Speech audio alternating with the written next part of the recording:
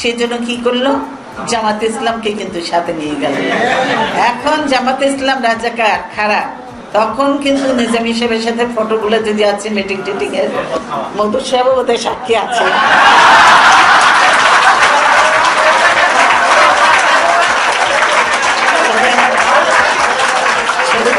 যদি দেখেন, ছবি তো আমি তুলিয়েছিলাম। হয়তো আপনি সেট করে রেখেছিলেন যে বিএনপিতে আসবে, সেই একটা রেকর্ড রেখেছিলেন। সেই ছবিগুলা কিন্তু এখনো আছে, সাক্ষী হিসেবে আছে যে তারা কিভাবে মিটিং করেছে, কেউ সালাম করছে, কেউ ঝুঁকে সালাম করছে, নানা রকম অঙ্গভঙ্গির ছবি আছে। তো জামাত ইসলামের সঙ্গে সখ্যতা কাদের বেশি ছিল? তাদের ছিল, সেজন্য তাদের ছিল কাজে, এবং এখনো আছে, এখনো বন্ধুত্ব ঠিকই আছে, সে যায়নি। বিএনপিকে হারানোর জন্য বা বিএনপিকে ইয়ে করার জন্য সেগুলো তারা ঠিক রেখেছে এবং সময় মতো ব্যবহারও করে। এই হলো অবস্থা। তারপরে 86-এর নির্বাচনের তো বেশি পার্লামেন্ট টিকলো না বেশি দিন। তারপরে আবার সেই পার্লামেন্ট ভেঙে যাওয়ার পরে আবার আরেকটা নির্বাচন দেবে এরশাদ, তখন আবার ঘুরে বেজায় এটে আমাদের কাছে এসছে। আমরা বলছি আমরা তো নির্বাচন করবো না তোমার সাথে। তখন আওয়ামী লীগ আর ভয় যায়নি। আওয়ামী লীগ সেবার বলছে আমরা আর যাবো না, কারণ অলরেডি মানুষ তো তাদের বেঈমান দালাল যা বলার বলে দিয়েছে। কাজে আওয়ামী লীগ আর যায়নি। তারপর আন্দোলন সংগ্রাম করে আওয়ামী লীগের পতন হয়েছে। কাজেই এরপরে যে মঈনুদ্দিন ফখরুদ্দিনের ঘটনা, সেখানেও আওয়ামী লীগের ভূমিকা দেখবেন। সেখানে এরশাদের বেলায় দেখেছেন মঈনুদ্দিন ফখরুদ্দিনের যে ভূমিকা, সেখানেও আওয়ামী লীগকে পাবেন, বিএনপিকে পাবেন না। আপনারা দেখলেন যে আওয়ামী লীগ যে তাদের যে শপথ অনুষ্ঠান যেটা ছিল, সেই শপথ অনুষ্ঠানে কারা উপস্থিত ছিল? আওয়ামী লীগ ছিল না? হাসিনা সহ সব আওয়ামী লীগের নেতারা ছিল, উপস্থিত ছিল, কিন্তু আমাদের কেউ তো যায়নি। আমরা আমি নিজেও জানি। আমরা বলছি আমরা যাব না, এটা মানি না, আমরা জানি না, আমরা যাইনি। এবং আওয়ামী লীগ পরবর্তীতে বলেছে মঈনুদ্দিন ফখরুদ্দিনের তারা ক্ষমতায় আসলে বৈধতা তারা দেবে, তাদেরকে দেবে। সেই জন্য মঈনুদ্দিন ফখরুদ্দিন এই যে 2000 কত সালে 2008 সালে 8 সালের ডিসেম্বরে যে নির্বাচনটা হলো, সেই নির্বাচনে আওয়ামী লীগ বৈধতা দরকার, সেই জন্য তারা কথা বলে, আমার সাথেও কথা বলেছে, কিন্তু আমি বলেছি যে আমি এটা সম্ভব নয় আমার পক্ষে। তারা আমাদের সঙ্গেও কথা বলেছে, বলেনি তাই আমি বলবো না, বলেছে চেষ্টা করেছে আমাদেরকে ই করতে, কিন্তু আমরা আমাদের সাথে মোট কথা বনিব না হয়েছে। আমাদের হাসিনা রাজি হয়ে গেছে, তার ক্ষমতাটা তার কাছে বড় জিনিস, সেটাই হলো। তো রাজি হয়ে গেল এবং তাদেরকে বৈধতা দিতে ছিল। তারপরে মঈনুদ্দিন ফখরুদ্দিনের সেই নির্বাচনে তারা অংশগ্রহণ করল, যার জন্যই তাদেরকে 2/3 মেজরিটি না হলে তো আবার এই পার্লামেন্ট থেকে আইন পাশ করাতে পারবে না। সেই জন্যই তারা 2/3 মেজরিটি নিয়ে তারা এভাবে ওই ইলেকশনে জয়লাভ করলো। আর সেই ইলেকশনে ছিল তখনও, কিন্তু ইলেকশনের আগে পর্যন্ত যেটা তখন যখন ঘোষণা দিল, তখন কিন্তু দেশে এমার্জেন্সি ছিল। এমার্জেন্সি ছিল, কেয়ারটেকার সরকার যারা ছিল, ওই ফখরুদ্দিনের সরকার সহ, পিছনে আসলে তো মঈনুদ্দিনেরই সরকার, কিন্তু নাম ফখরুদ্দিন একটা রাখছে আর কি। কিন্তু তখনও তারা ওই এমার্জেন্সি উঠায়নি। তারপরে আমাদের এই নেতারা সবাই কিন্তু জেলে তখনও। তো আমার সঙ্গে কথা হলো তাদের উপদেষ্টার। তো আমি বললাম যে ইমার্জেন্সি যদি না ওঠানো হয় আর আমার নেতাদের যদি নেতা কর্মীদের ছাড়া না হয়, তা আমি ইলেকশনে যাব না। আমি তাদেরকে পরিষ্কার জানিয়ে দিলাম।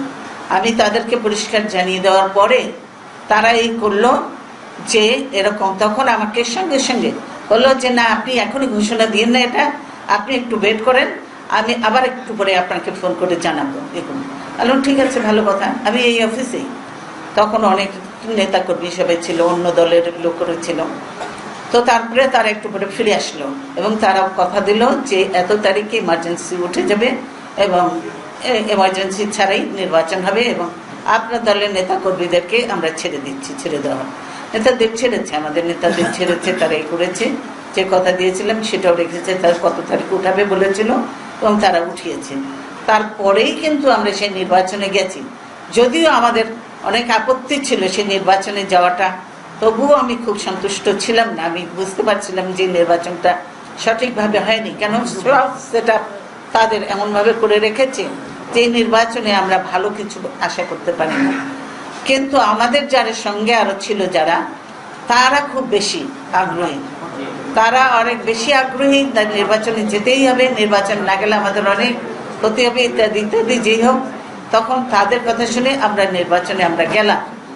কিন্তু নির্বাচনে যাওয়ার পরে আপনারা দেখলেন নির্বাচন হলো, কিন্তু নির্বাচনে যে কোনো কারণে কি আমাদের যেসব নেতা নির্বাচনে তার এলাকা থেকে হারার কোনো কারণ থাকতেই পারে না, সেই সব নেতারা পর্যন্ত হেরে গেল, সেই সব নেতারা পর্যন্ত হেরে গেল। এই হলো নির্বাচনের অবস্থা। কাজী এবং বিএনপি যে সিট পেয়েছে সেটা জীবনে বিএনপি কখনো পেতে পারে না, কিন্তু বিএনপিকে হিসাব করে তার আগে থেকে ঠিক করে রেখেছে এত সিট দেবে। এইভাবে করে নির্বাচনটা করলো। তারপর থেকে যে এইভাবে সংবিধানকে যেভাবে একের পর এক তারা সংবিধানকে করেছে, সংশোধন করেছে, আপনারা দেখেছেন। কাজেই দেশটা কথা তারা চিন্তা করে না, তারা আজকে লুটপাট করছে। না হলে আপনারা দেখেছেন এরা ক্ষমতায় আসার পর থেকে আজকে প্রায় 10 বছর হচ্ছে ওরা ক্ষমতায়, 2008 সালে এসছে, এখনো চালিয়ে যাচ্ছে। দেখেছেন যে শেয়ার মার্কেটে কি হয়েছে, কিভাবে শেয়ার মার্কেটে সব লুট করে নিয়ে গেছে। ব্যাংকগুলোতে বাংলাদেশের যত ব্যাংক আছে, বাংলাদেশ ব্যাংক সহ সব ব্যাংকগুলো তো খোকলা করে দিয়েছে, সব ব্যাংকে টাকা নেই, সেভাবে এমন ভাবেই করেছে।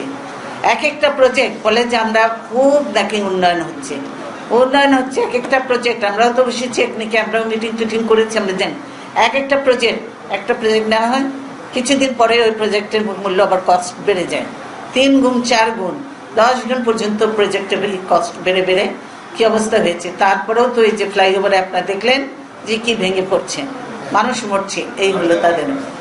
এখন আবার শুনছি পত্রিকায় দেখি পড়ি, এই যে সাংবাদিক ভাইরা আছে এরাই লেখা বলে পড়তে পারি, যে এখন কি হচ্ছে আমি জানি না এইটা কতটুকু এটাতে কতটুকু আমাদের ভালো হবে কি খারাপ হবে সেটা তাই না। আমরা সবসময় দেখেছি কোনো বিল্ডিং টিল্ডিং করতে গেলে রডের ব্যবহার, কিন্তু এখন দেখি বাঁশের ব্যবহার, বাঁশ দেয়। কিন্তু এটার ফলাফল কি হবে আমরা কিছুদিন পরে বুঝতে পারবো। এই হলো অবস্থা।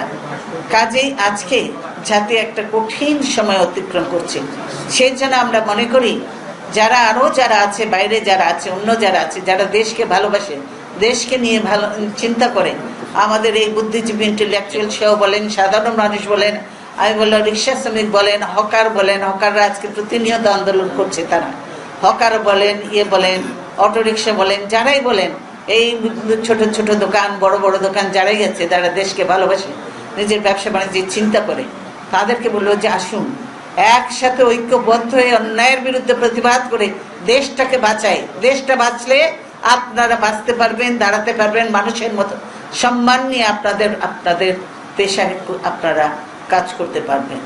তাই আমাদের লক্ষ্য উদ্দেশ্য, আমাদের কোনো টাকা পয়সার কোনো লোভ নেই, কোনো দরকার নেই। এই বয়সে এসে আর কি টাকা কোথায় নিয়ে যাব? সেজন্য আমাদের প্রয়োজন এখন দেশটাকে, দেশের মানুষগুলোকে বাঁচানো এবং দেশটাকে রক্ষা করা। আজকাল দেখছেন যে কি হচ্ছে, বিভিন্ন ইউনিভার্সিটিতে, নর্থ সাউথ ইউনিভার্সিটি একটা ভালো, আমার সময় আমি করেছি, আমার সময় এই জায়গা দিয়েছি যে এখন যে কোথায় আছে উত্তরায় সুন্দর, সেখানে জায়গাও আমি দিয়েছি, সেখানে জায়গাও দেওয়া হয়েছে এবং ইউনিভার্সিটি সেটা এখানেও আমি উদ্বোধন করেছি, ওটাও আমি উদ্বোধন করেছি। এত ভালো একটা ইউনিভার্সিটি, এখন সব জঙ্গি বের করে ওখান থেকে। শিক্ষিত ছেলেগুলোকে ধরে নিয়ে যাচ্ছে, মেরে ফেলা হচ্ছে। যারা ভালো ছেলে, ইয়াং ছেলে, যারা ভবিষ্যতে নেতৃত্ব দেওয়ার মতো এই দেশে আসবে, জানে যে বড় সিনিয়র হয়ে যাচ্ছে সবাই, তাই এদের সময় শেষ হয়ে যাচ্ছে, এখন আমাদের নতুন ইয়াং লিডারশিপ আসতে হবে, সেই সব লোক বেছে মেরে ফেলা হচ্ছে। কি কারণে? কালকেও আপনারা দেখেছেন ছবি, এই ছেলেটা এত ভালো কাজ করতো, নুরু, তার ফ্যামিলি কালকে এসেছিল, ছোট্ট একটা বাচ্চা 3 মাসের, সেই বাচ্চাটাকে শুধু দেখে যেতে পেরেছে, এটাই তার জীবনে হয়তো শান্তি পাবে। এই নুরু শুধু রাত্রে ঘুমিয়েছে, আর বাসা থেকে ডেকে নিয়ে গেল, হ্যান্ডকাপ পরে নিয়ে গেল, তারপরে নিয়ে গেল, পরের দিন তার লাশ পাওয়া গেল, চোখ বাঁধা, কিন্তু হাতে হ্যান্ডকাপ করলে দড়ি বেঁধে দিয়েছিল, না হ্যান্ডকাপ ছিল না, দড়ি বেঁধে দিয়েছিল, এই করেছিল।